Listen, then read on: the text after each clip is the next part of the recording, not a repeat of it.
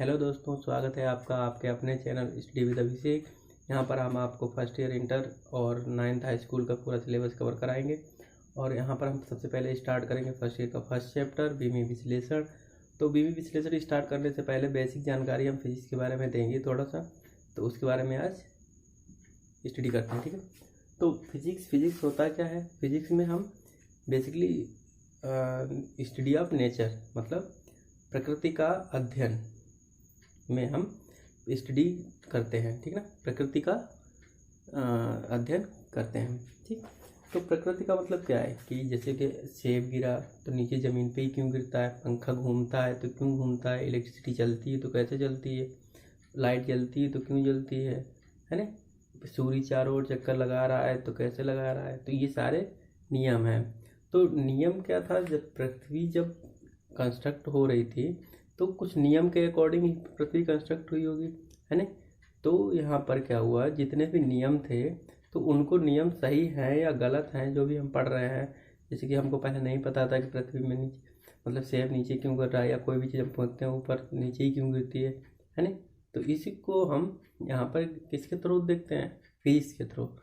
ठीक है, तो हम स्टार्ट करते हैं स्टडी ऑफ नेचर। तो ये फिजिक्स होती कई पार्टों पे डिवाइड होती है। क्या होता है, कई पार्ट में डिवाइड होती है। तो हम जैसे कि अब ये पार्ट होते हैं कई। तो यहाँ पे हम सबसे पहले बात करते हैं यांत्रिकी।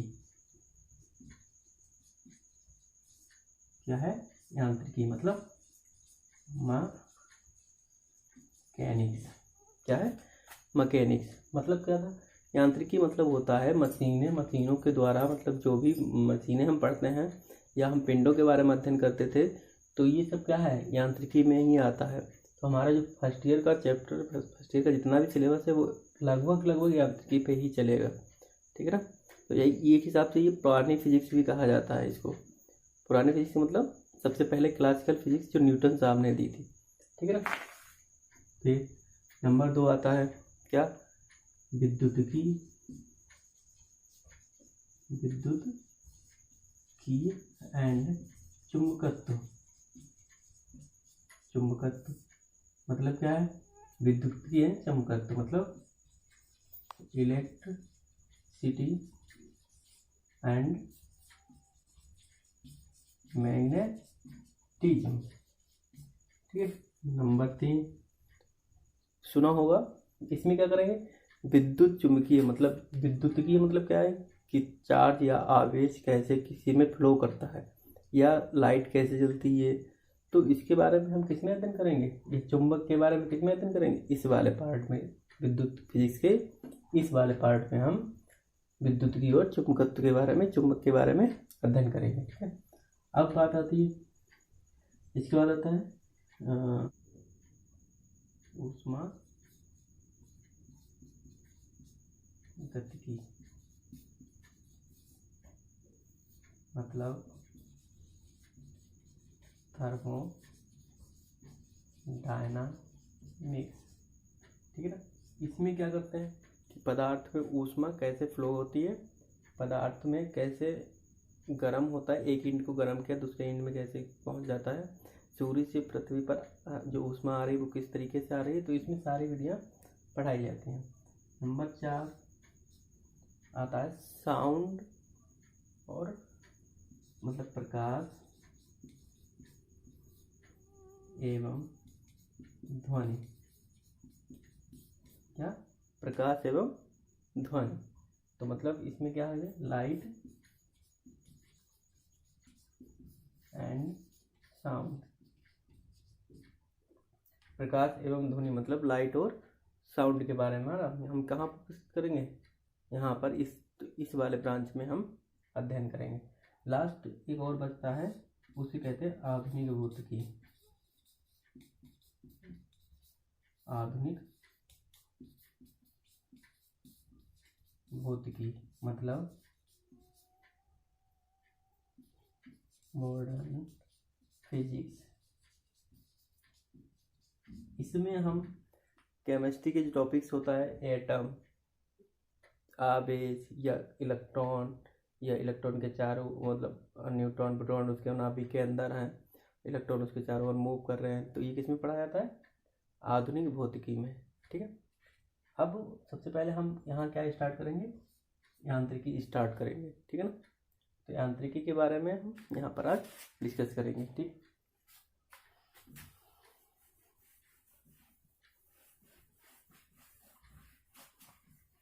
तो स्टार्ट करते हैं। सबसे पहला फर्स्ट ईयर का फर्स्ट चैप्टर है बीमीय विश्लेषण। क्या है? बीमीय विश्लेषण। क्या होता है? बीमीय विश्लेषण। ठीक है ना, अब इसको इंग्लिश में क्या कहते हैं? Dimensional analysis. Dimensional analysis. ठीक है, तो अब बीमीय विश्लेषण में हम पढ़ेंगे क्या क्या? तो सबसे पहले आता है मापन। क्या आता है? मापन पढ़ेंगे, मात्रक पढ़ेंगे, मूल मात्रक पढ़ेंगे और व्युत्पन्न मात्रक पढ़ेंगे। उसके बाद आगे पढ़ेंगे बीमा।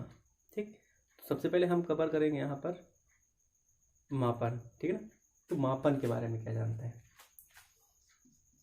मापन, तो अब कोई भी राशियाँ होती हैं, तो कोई भी राशि का मतलब क्या होता है? जैसे कि हम चीनी हुआ या तेल हुआ या गेहूँ हुआ, तो ये सब क्या है?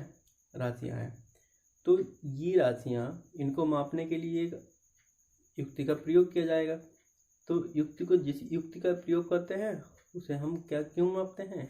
मापन होता है। ठीक है ना, जब हम सुबह उठते हैं सबसे पहले हम क्या कर देखते हैं? घड़ी देखते हैं, कितना बजा है। तो इसका मतलब क्या है? आपने मापन किया कि कितने टाइम आप उठे हैं, तो वो क्या हुआ? मापन हुआ। ठीक है ना, कितने सेकेंड पे, इतने मिनट पे उठा था मैं। ठीक, तो सुबह से ही बिना मापन के हमारी ज़िंदगी क्या है? अधूरी है। ठीक, बिना मापन के हम एक सेकेंड भी नहीं चल सकते। ठीक है, तो मापन हो गया। तो मापन में क्या होती हैं? राशियाँ। क्या होती हैं? राशियाँ। तो राशियाँ क्या होती हैं? जिस क्वांटिटी क्या होता है? जैसे चीनी हुआ,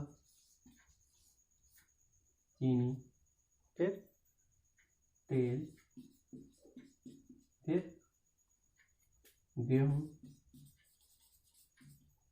आदि क्या है? ये राशियाँ हैं। तो इनको मापने के लिए एक मापक की जरूरत होगी। उसे हम क्या कहेंगे? मात्रक कहेंगे। क्या कहेंगे? मात्रक। तो चलिए, तो हम पढ़ते हैं मात्रक। मात्रक मतलब होता है यूनिट। अब स्टार्ट करते हैं मात्रक, जो यहाँ से मेन टॉपिक होता है। तो मात्रक का मतलब होता है किसी भौतिक राशि को मापने के लिए किसी चीज़ को मान लेना। जैसे कि हमने अगर चीनी लेने जाते हैं तो हम उसको किस में नापते हैं? किलोग्राम में नापते हैं। तो हम अगर गए तो उससे हमने कहा कि 1 किलोग्राम चीनी दे दो, तो 1 किलोग्राम चीनी दे दो। तो इसका मतलब क्या है कि आपने उसको मात्रक बता दिया कि 1 किलोग्राम चीनी दे दो। क्या कभी आपने ऐसा किया कि आप चीनी लेने गए हैं और वहाँ पर आपने कहा वो 1 लीटर चीनी दे दो? क्या कभी? नहीं। तो हर एक चीज़ नापने के लिए एक मात्रक बनाया गया है। तो लिख लो, किसी भौतिक राशि को, किसी भौतिक राशि को मापने के लिए एक निश्चित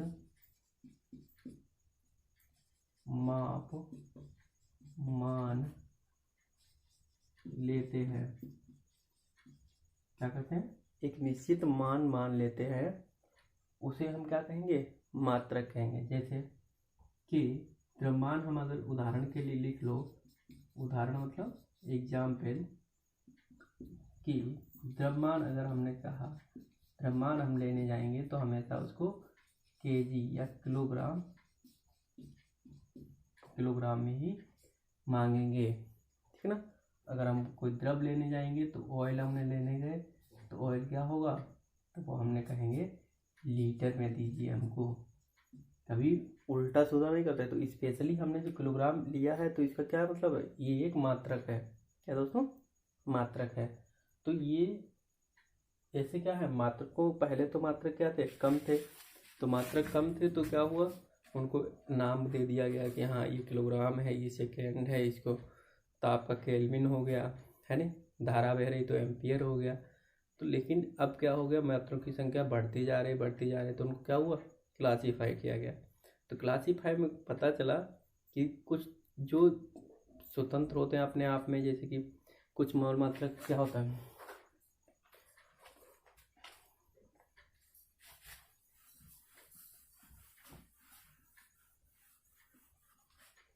देखो मात्रक, ठीक है ना, मात्रक मतलब यूनिट, ठीक है ना। इसको क्या पार्ट में डिवाइड किया जाएगा, सब दो पार्ट में डिवाइड किया जाएगा। मूल मात्रक मतलब क्या है, फंडामेंटल यूनिट, फंडामेंटल यूनिट। अब इधर ले लो, मूल मात्रक ये हो गए, तो ये इधर क्या हो जाएंगे, व्युत्पन्न मात्रक, ठीक ना। ये क्या है, ड्राइव्ड यूनिट्स, ठीक है। तो मूल मात्रक कितने होते हैं, अब बात करेंगे मूल मात्रक। तो मूल मात्रक कितने होते हैं, मूल मात्रक होते हैं, मूल मात्रकों की संख्या होती है, मूल मात्रकों की संख्या, मूल मात्रकों की संख्या होती है 7। कितनी होती है दोस्तों, 7, ठीक है ना। और मूल मात्रक क्या होते हैं, ये एज्यूम किए गए हैं, एज्यूम मतलब स्पेशल एक इसका इंटरनेशनल अंतर्राष्ट्रीय केंद्र होता है, ये वहाँ से बताए गए हैं कि यहाँ ये 7 मूल मात्रक होते हैं, इनकी बाकायदा परिभाषाएं दी गई हैं, ठीक है। तो इनको डिफाइन किया जा सकता है, लेकिन व्युत्पन्न मात्रक को कोई डिफिनेशन नहीं दी जा सकती ना। तो जो मूल मात्रक है उनकी डेफिनेशन है, और व्युत्पन्न मात्रक क्या होते हैं, वो मूल मात्रक से मिलकर बने होंगे। तो पहले तो हम मूल मात्रकों की बात कर लेंगे। तो मूल मात्रक क्या होंगे, जैसे द्रव्यमान हुआ, द्रव्यमान, इसे इंग्लिश में क्या कहते हैं, मास, ठीक है ना। तो इसको हम किस में लिखेंगे, किलोग्राम में, किस में लिखेंगे, किलोग्राम में, ठीक है। अब समय, समय हो गया, ये क्या है, राशि है, इसको हम किस में लिखते हैं, टाइम में, और टाइम को हमेशा हम किस में देखते हैं, सेकेंड में, ठीक है। फिर अब समय हो गया, फिर दूरी, दूरी किस में लेते हैं, हमेशा मीटर में लेते हैं, किस में लेते हैं, मीटर में। अब विद्युत धारा, ये हमेशा किस में लेते हैं, एम्पियर में, एम्पियर, ठीक है। चलिए मिटा देता हूँ थोड़ा सा।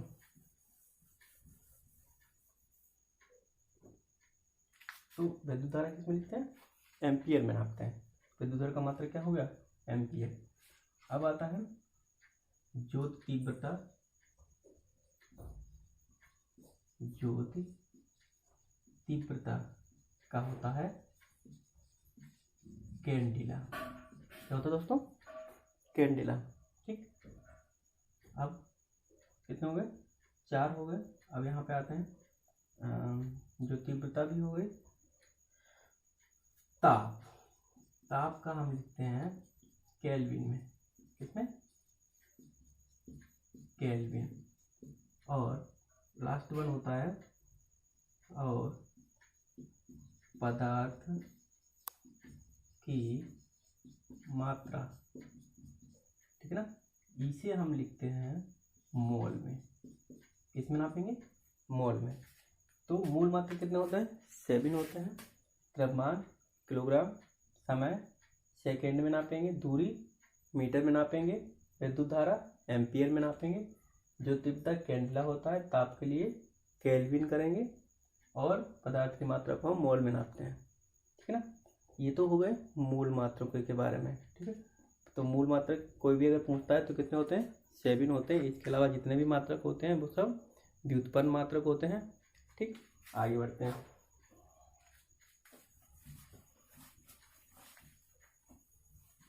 अब बात करते हैं व्युत्पन्न मात्रक की। किस करेंगे, व्युत्पन्न मात्रक मतलब ड्राइव्ड यूनिट्स। मतलब क्या है, व्युत्पन्न मात्रक क्या होते हैं, वे मात्रक ऐसे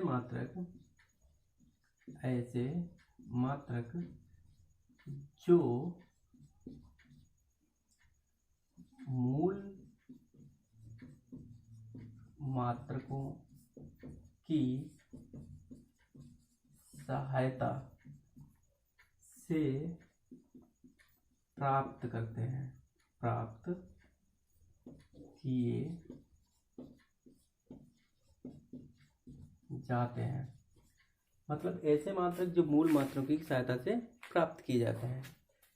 अब ऐसे मात्रक मतलब क्या हो गया, अब हमने माना जैसे हम निकाल के बताएं किसी व्युत्पन्न राशि का, तो व्युत्पन्न राशि होती है एक तो क्षेत्रफल, चलो मान लिया क्षेत्रफल सब लोग जानते हैं क्षेत्रफल का होता है लंबाई गुणे चौड़ाई, ठीक है। चाहे तो इसको एरिया लिख लो, एरिया बराबर एल इंटू बी।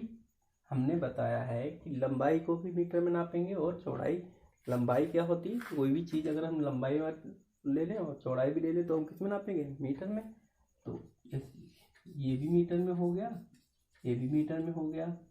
तो अब मीटर गुणा मीटर क्या हो जाएगा, मीटर का स्क्वायर। तो ये क्या हो गया, मीटर का स्क्वायर। तो ये क्या आएगा, व्युत्पन्न मात्रक। किसकी सहायता से मिला है, मूल मात्रक। मूल मात्रक क्या है, मीटर, ठीक है ना, मीटर है ना, मीटर क्या हुआ, मीटर स्क्वायर। तो ये क्या हो गया, व्युत्पन्न मात्रक हो गया, ठीक है। इसी प्रकार एक और बताता हूँ।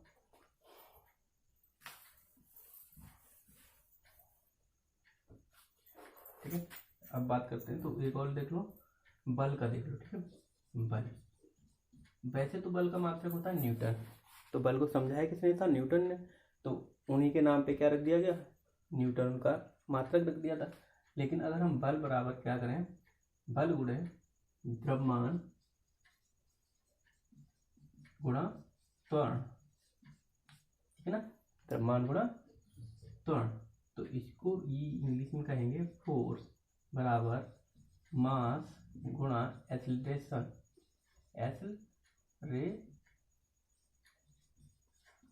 एक्सीलरेशन। तो मास को, अब मास मतलब क्या होगा, द्रव्यमान को किस में नापोगे, किलोग्राम में नापोगे, ठीक है ना। अब एक्सीलरेशन मतलब होता है त्वरण को हम किस में, इसका मतलब क्या होता है, मीटर प्रति सेकेंड स्क्वायर। तो ये मीटर हो गया और नीचे सेकेंड स्क्वायर हो गया। तो हम इसका मात्रक क्या बना सकते हैं, kg meter square upon second square. तो ये किसका हो गया, बल का मात्रक। तो ये किसका मात्रक है, व्युत्पन्न मात्रक। कैसा मात्रक है, क्यों व्युत्पन्न मात्रक है, क्योंकि ये मूल मात्रकों की सहायता से प्राप्त किया गया है। तो ध्यान रखना है, मूल मात्रक से अभिन्न होते हैं, उन्हीं की सहायता से क्या किया जाएगा, व्युत्पन्न मात्रक बनाए जाएंगे, ठीक है ना। अच्छा, अब यहाँ तक तो हम आ गए, मूल मात्रक हो गया, व्युत्पन्न मात्रक हो गया। अब आती है विमा के बारे में। तो विमा के बारे में अगले लेक्चर में बताएंगे, ठीक है। Thank you.